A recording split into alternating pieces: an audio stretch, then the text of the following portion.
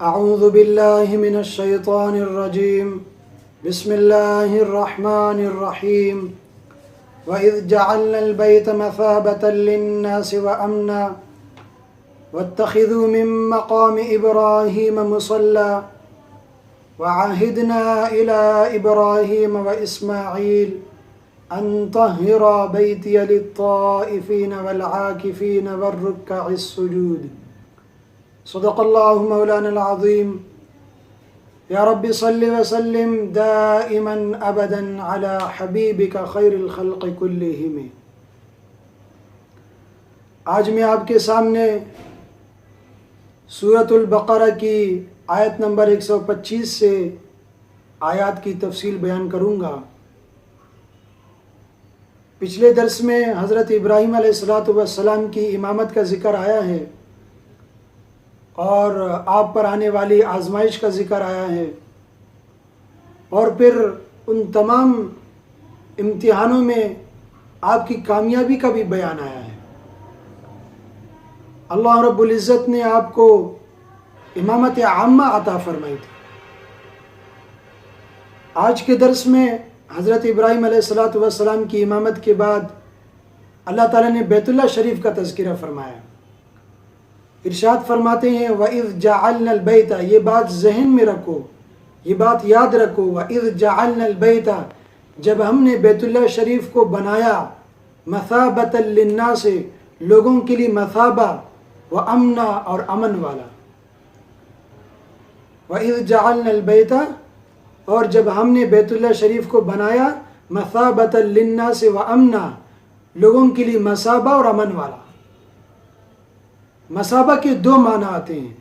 پہلا معنی لوٹنے کی جگہ، ظاہر ہے کہ یہاں لوگ بار بار آتے ہیں اور لوگوں کا ذوق و شوق دنیا کے کونے کونے سے انہیں کھینچ کھینچ کر اللہ کی عبادت کے لیے لاتا ہے۔ اور مثابہ کا دوسرا معنی ہے ثواب کی جگہ، یعنی یہ بھی بات بھی واضح ہے کہ جس قدر اس مقدس مقام میں ثواب حاصل ہوتا ہے وہ کسی دوسری جگہ میں نہیں ملتا۔ ابن ماجہ شریف کی روایت میں آپ علیہ السلام کا فرمان موجود ہے کہ مسجد حرام میں، حرم شریف میں ایک نماز پڑھنے کی ثواب دوسری جگہ 1,00,000 نماز کے ثواب کے برابر ہوتا ہے۔ بہرحال مثابہ کے دو معنی ہیں، یعنی مرکز ہدایت اور ثواب کی جگہ۔ اور یہ بھی فرمایا کہ ہم نے بیت اللہ شریف کو امن والی جگہ بنایا۔ ظاہر ہے کہ کوئی شخص ایمان کی حالت میں وہاں پہنچ جاتا ہے تو اسے دوزخ کے عذاب سے امن مل جاتا ہے، اور ظاہری طور پر بھی اگر کوئی احرام کی حالت میں وہاں جاتا ہے تو اسے پناہ مل جاتی ہے، پناہ حاصل ہو جاتی ہے۔ یہاں تک کہ اگر کوئی مجرم بھی حرم میں داخل ہو جائے تو پہلے اسے حرم سے باہر نکالا جائے گا، پھر اسے سزا دی جائے گی، پھر اس پر حد لگائی جائے گی۔ گویا یہ مقام ظاہری طور پر بھی امن کا گہوارہ ہے۔ آگے بیت اللہ شریف کے ضمن میں مقام ابراہیم کا ذکر کرتے ہوئے اللہ تعالیٰ نے فرمایا وَاتَّخِذُوا، اور تم بناؤ، من مقام ابراہیم، مقام ابراہیم کو مصلی، نماز پڑھنے کی جگہ۔ وَاتَّخِذُوا، اور تم بناؤ، من مقام ابراہیم، ابراہیم علیہ السلام کے کھڑے ہونے کی جگہ کو مصلی، نماز پڑھنے کی جگہ۔ مقام ابراہیم سے کیا مراد ہے؟ مقام ابراہیم سے مراد وہ پتھر ہے جس پر کھڑے ہو کر حضرت ابراہیم علیہ السلام نے بیت اللہ شریف کی تعمیر کی تھی، اور آپ کے پاؤں مبارک کے نشانات اب بھی اس پتھر میں موجود ہیں۔ چنانچہ ہر طواف کرنے والا طواف کے ساتھ چکر لگانے کے بعد 2 رکعت مقام ابراہیم کے قریب ادا کرتا ہے۔ مقام ابراہیم کے تذکرے کے بعد پھر بیت اللہ شریف کے متعلق اللہ تعالیٰ نے ارشاد فرمایا وَعَهِدْنَا إِلَىٰ إِبْرَاهِيمَ وَإِسْمَاعِيلَ، اور ہم نے ابراہیم و اسماعیل علیہم السلام کو حکم بھیجا أَن طَهِّرَا، کہ آپ صاف، پاک اور صاف رکھیں، بیتیا، میرے گھر کو، للطائفین، طواف کرنے والوں کے لیے، والعاکفین، اور اعتکاف کرنے والوں کے لیے، والرکع السجود، اور رکوع سجود کرنے والوں کے لیے۔ آگے اللہ رب العزت نے حضرت ابراہیم علیہ السلام کی دعا کا تذکرہ فرمایا۔ وَإِذْ قَالَ ابراہیم، اور جب ابراہیم علیہ السلام نے کہا رب اجعل، اے ہمارے پروردگار بنا دے ھذا بلدن، اس شہر کو، آمنا امن والا۔ وَإِذْ قَالَ ابراہیم، اور جب ابراہیم علیہ السلام نے کہا رب اجعل ھذا بلدن آمنا، اے مولا کریم اس شہر کو امن والا بنا دے، وارزق اہلہ، اور اس کے رہنے والوں کو روزی دے، من الثمرات، پھلوں سے، وارزق اہلہ من الثمرات، اور اس کے رہنے والوں کو پھلوں سے روزی دے، من آمن منہم، جو کوئی ایمان لے آئے، باللہ اللہ پر، والیوم الآخر، اور آخرت کے دن پر۔ قال، آگے اللہ تعالیٰ نے فرمایا ومن کفر، اور جس شخص نے کفر اختیار کیا، ومن کفر، اور جس شخص نے کفر اختیار کیا، فأمتعه قلیلا، تو میں اسے تھوڑی دیر، تھوڑا سا اسے نفع پہنچاؤں گا، فأمتعه، میں اسے نفع پہنچاؤں گا، قلیلا، تھوڑا، ثم اضطره الى عذاب النار، پھر میں اسے دوزخ کے عذاب کی طرف کھینچ کر لے جاؤں گا، اضطرہ، میں اسے کھینچ کر لے جاؤں گا، الى عذاب النار، دوزخ کے عذاب کی طرف، وبئس المصیر، اور وہ بہت برا ٹھکانہ ہے، دوزخ بہت بڑا ٹھکانہ ہے۔ تھوڑا سا نفع پہنچاؤں گا، اس کا کیا مطلب؟ اس سے مراد یہ ہے کہ ممکن ہے کہ کافر دنیا کی زندگی میں کافر بھی آرام سے رہے، لیکن بہرحال اس کے بعد اسے جہنم میں ضرور جانا ہوگا۔ لیکن اہل ایمان کو دونوں چیزیں حاصل ہوں گی، دنیا میں امن بھی نصیب ہوگا اور آخرت میں نجات بھی حاصل ہوگی۔ تو اللہ تعالیٰ نے حضرت ابراہیم علیہ السلام کی دعا کو قبول فرمایا، اور مکہ، شہر مکہ حرم شریف میں آج تک خیر و برکات کا سلسلہ جاری ہے اور قیامت تک جاری رہے گا، یہ اس کی دعاؤں کا ثمرہ ہے۔ اگلی آیت میں بیت اللہ شریف کی تعمیر کا ذکر ہے۔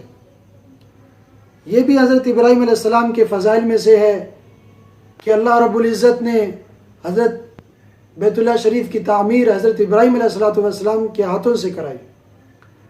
ارشاد فرمایا وَإِذْ يَرْفَعُ، اور وہ گھڑی کتنی مبارک گھڑی تھی، وَإِذْ يَرْفَعُ، جب اٹھا رہے تھے، ابراہیم علیہ السلام، القواعد، بنیادیں، من البیت، بیت اللہ شریف کی، واسماعیل، اور اسماعیل علیہ السلام نے، وَإِذْ يَرْفَعُ إِبْرَاهِيمُ الْقَوَاعِدَ مِنَ الْبَيْتِ وَإِسْمَاعِيل، اور جب ابراہیم و اسماعیل یعنی باپ اور بیٹا اپنی مبارک ہاتھوں سے بیت اللہ کی بنیادیں اٹھا رہے تھے، وہ کتنی مبارک گڑی تھی۔ حضرت ابراہیم علیہ السلام مقام ابراہیم پر کھڑے ہو کر انہوں نے دیواریں چنی، اور حضرت اسماعیل علیہ السلام آپ کے لیے گارا اور پتھر لاتے رہے۔ تو جب حضرت ابراہیم و اسماعیل علیہ السلام خانہ کعبہ کی دیواریں اٹھا رہے تھے، تو ساتھ ساتھ نہایت مخلصانہ انداز میں یہ دعا بھی مانگ رہے تھے، ربنا، اے ہمارے رب، تقبل منا، ہم سے یہ خدمت قبول فرما لیجیے، ربنا، اے ہمارے رب، تقبل منا، ہم سے یہ خدمت قبول فرما لیجیے۔ کتنی بڑی بات ہے، اتنا بڑا کام کر رہے ہیں۔ اس سے یہ سبق ملتا ہے، یہ پتہ چلتا ہے کہ عمل کتنا بڑا کیوں نہ ہو، قبولیت کے بغیر بیکار ہے۔ اتنا بڑا کام سر انجام دے رہے ہیں، بیت اللہ شریف کی تعمیر کرنا، اور ساتھ ساتھ اپنی عاجزی کا اظہار کر رہے ہیں، مغرور نہیں ہو رہے، اتنا بڑا کام کر کے مغرور نہیں ہو رہے، اپنی عاجزی کا اظہار کر رہے ہیں، اور اللہ سے قبولیت کی دعا مانگ رہے ہیں۔ اس سے پتہ چلتا ہے قابلیت شرط نہیں ہے، اصل چیز قبولیت ہے۔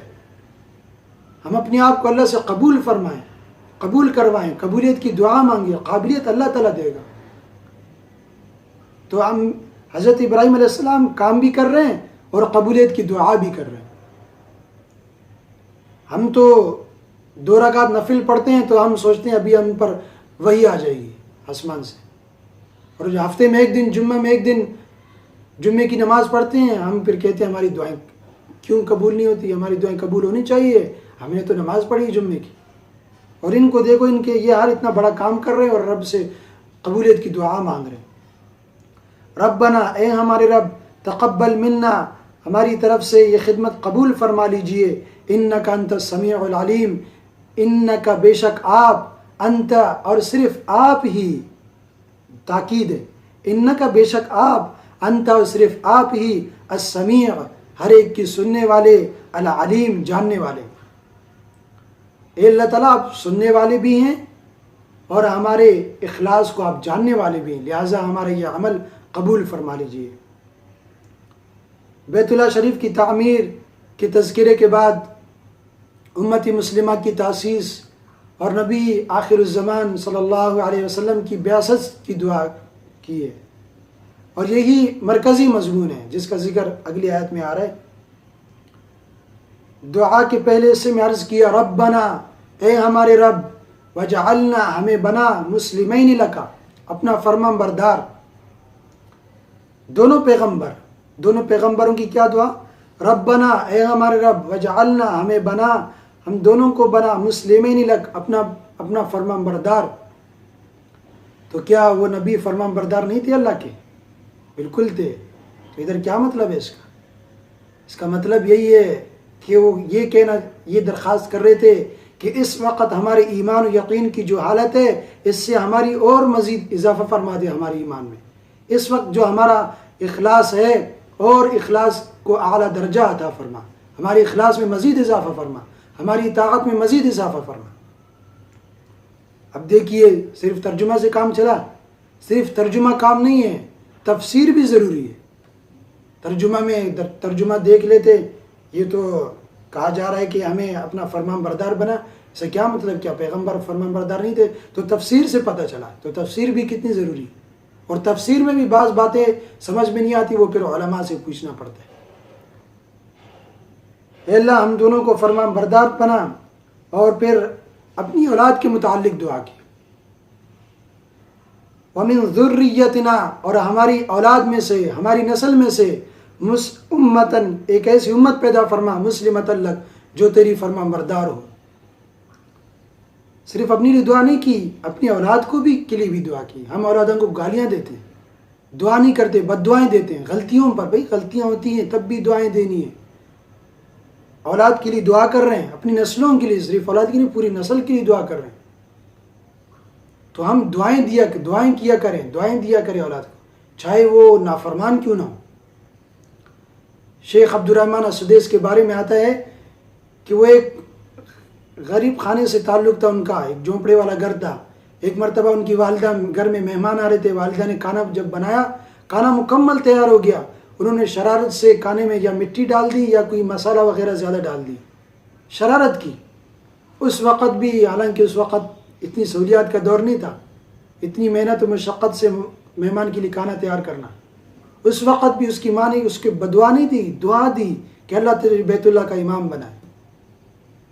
تو ہمیں بدعا نہیں دی، اولاد کے لیے دعا کریں۔ حضرت ابراہیم علیہ السلام انبیاء سے ہم سیکھیں، ہمیں سکھایا جا رہا ہے۔ اپنے لیے دعا کر رہے ہیں، پھر اپنی اولاد کے متعلق دعا کر رہے ہیں، وَمِن ذُرِّيَّتِنَا، اور ہماری اولاد میں سے، امتاً، ایسی امت پیدا فرما، مسلمۃ لک، جو تیری فرمان بردار ہو، جو تیری اطاعت کرنے والی۔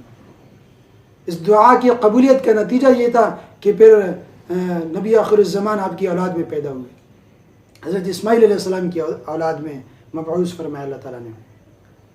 دعا کے دوسرے حصے میں اللہ تعالیٰ سے درخواست کی، وَأَرِنَا مَنَاسِكَنَا، اور ہمارے اس کے مناسک، حج کے احکامات ہمیں بتلا دیجئے، حج کس طرح کیا جاتا ہے، اور مینا میں کس طرح، مینا کا قیام اور طواف کیسے کریں، وقوف عرفات کا دن اور وقت، قیام مزدلفہ، یہ سارے احکامات ہمیں بتلا دیجئے۔ اور منسک کی جمع، اس کا معنی ہے دھونا۔ جس طرح کپڑوں کو دھویا جاتا ہے تو اس کا میل کچیل پاک و صاف ہو جاتا ہے، اسی طرح انسان بھی کہ عبادت کرنے سے انسان کے گناہ دھل جاتے ہیں اور انسان پاک و صاف ہو جاتا ہے۔ وَأَرِنَا، دعا کی دوسرا حصہ، وَأَرِنَا مَنَاسِكَنَا، اور ہمارے رب ہم کو ہمارے مناسک کے حج بھی بتلا دیجیے۔ وتب علینا، اور ہماری توبہ قبول فرما لیجیے. وتب علینا، ہماری توبہ قبول فرما لے. کیا نبی حضرت ابراہیم علیہ السلام نے کوئی غلط کام کیا تھا توبہ کر رہے ہیں؟ نعوذ باللہ من ذالک، نہیں، بلکہ بڑا عمل کر رہے ہیں. اس پر کوئی کمی بیشی کا امکان ہو، کوئی کمی بیشی کا امکان ہو تو اس سے بھی اللہ تعالیٰ سے معافی مانگ لیں کہ اللہ وہ بھی درگزر فرما لیجیے. ہم نماز پڑھتے ہیں، اس کے بعد استغفار کرتے ہیں، تو کیا ہم نے کوئی گناہ کا عمل کیا؟ نہیں، بلکہ بہت بڑا عمل کیا، اس میں کوتاہی ہوئی ہے، تو اللہ تعالیٰ سے مغفرت طلب کر رہے ہیں کہ اللہ تو کوتاہیوں کو معاف فرما. وتب علینا، اور مہربانی کے ساتھ مہربانی فرما کر ہماری طرف رجوع فرمائیے. یعنی عاجزی، دیکھو اتنا بڑا کام کر رہے ہیں اور کہہ رہے ہیں یا اللہ یہ تو نے ہمیں توفیق دیا تھا، ہمیں مزید ایسے کام کرنے کی توفیق دی. وتب علینا، مہربانی فرما کر ہم پر رجوع فرمائیے، مزید ہم پر نظر کرم فرمائیے، ہم ایسے نیک کام کرتے رہیں. اللہ سے دعا کر رہے ہیں. وتب علینا. اور علامہ آلوسی رحمۃ اللہ علیہ تفسیر روح المعانی میں لکھتے ہیں کہ انبیاء کی توبہ لرفع الدرجات والترقی فی المقامات. انبیاء کی جو توبہ ہوتی ہے وہ درجات کے بلند کرنے کی درخواست ہوتی ہے. وہ معصیت گناہوں سے نعوذ باللہ توبہ نہیں ہوتی ہے، گناہ تو انبیاء تو معصوم ہوتے ہیں. لرفع الدرجات، درجات کی بلندی کے لیے ہوتی ہے. اور والترقی فی المقامات، مقام جرم قرب، جو مقام قرب انہیں ملا ہوتا ہے اس کی ترقی کے لیے درخواست کر رہے ہوتے ہیں. انبیاء کی توبہ یہ توبہ ہوتی ہے. وتب علینا، اور ہماری توبہ قبول فرمائیے مہربانی فرما کر. انکا، بے شک آپ، انت اور صرف آپ ہی، انکا بے شک آپ، انت اور آپ ہی، التواب بہت معاف کرنے والے، الرحیم بڑے رحم کرنے والے. باپ اور بیٹے کی دعا کے یہ 2 حصے مکمل ہوئے. تیسرے حصے میں حضرت حضور صلی اللہ علیہ وسلم کی بعثت کی درخواست کی گئی ہے. وہ انشاءاللہ اگلے درس میں آئے گی انشاءاللہ. آج کے لیے اتنا کافی. وآخر دعوانا ان الحمد للہ رب العالمین.